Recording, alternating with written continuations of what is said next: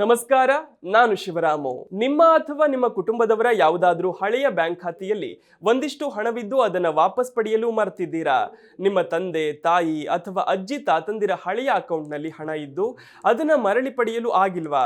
ಇಲ್ಲವೇ ಯಾರಾದರೂ ಕುಟುಂಬದವರು ಮೃತಪಟ್ಟ ಬಳಿಕ ಆ ಖಾತೆಯಲ್ಲಿದ್ದ ಹಣ ಪಡೆಯಲಾಗದೆ ಬ್ಯಾಂಕ್ನಲ್ಲೇ ಉಳಿದು ಹೋಗಿದ್ಯಾ? ಅಥವಾ ಯಾವುದಾದ್ರೂ ಅಕೌಂಟ್ ನಿಷ್ಕ್ರಿಯಗೊಂಡು ಅದರಲ್ಲಿದ್ದ ಹಣ ಪಡೆಯಲು ಸಾಧ್ಯವಾಗಿಲ್ವಾ? ಹಾಗಿದ್ರೆ ಹಳೆಯ ಅಕೌಂಟ್ನಲ್ಲಿರುವ ನಿಮ್ಮ ಹಣ ನಿಮಗೆ ಬಡ್ಡಿ ಸಮೇತ ಸಿಗಲಿದೆ.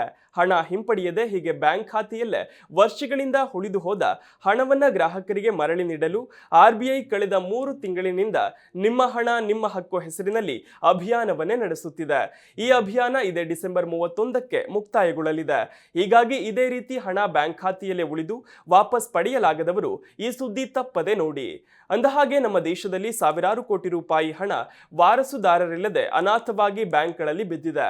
ಬ್ಯಾಂಕ್ ಖಾತೆಯು 10 ವರ್ಷಕ್ಕಿಂತ ಹೆಚ್ಚಿನ ವರ್ಷಗಳಿಂದ ನಿಷ್ಕ್ರಿಯವಾಗಿದ್ದು ಹಣವನ್ನು ಖಾತೆಯ ವಾರಸುದಾರರು ಕೂಡ ಹಿಂಪಡೆಯದಿದ್ದರೆ ಈಗ ಆ ಹಣವನ್ನ ವಾಪಸ್ ಪಡೆಯಲು ಖಾತೆದಾರರ ಕಾನೂನುಬದ್ಧ ಉತ್ತರಾಧಿಕಾರಿಗಳಿಗೆ RBI ಅವಕಾಶ ನೀಡಿದೆ.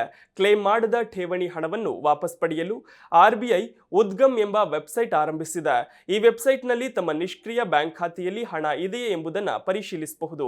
ನಮ್ಮ ದೇಶದಲ್ಲಿ ಸಾರ್ವಜನಿಕರು ಬ್ಯಾಂಕ್ ಖಾತೆಯಿಂದ ವಿತ್ಡ್ರಾ ಮಾಡದೇ ಇರೋ ಹಣದ ಮೊತ್ತವೇ ಬರೋಬ್ಬರಿ 75,000 ಕೋಟಿ ರೂಪಾಯಿ ಇದೆ. ಇನ್ನು ಇನ್ಶೂರೆನ್ಸ್ ಹಣ, ಬ್ಯಾಂಕ್ ಠೇವಣಿ, ಷೇರುಗಳ ಹಣ ಸೇರಿದಂತೆ ಒಟ್ಟಾರೆ 1,84,000 ಕೋಟಿ ರೂಪಾಯಿ ಹಣವನ್ನ ಯಾರೂ ಕ್ಲೇಮ್ ಮಾಡಿಲ್ಲ.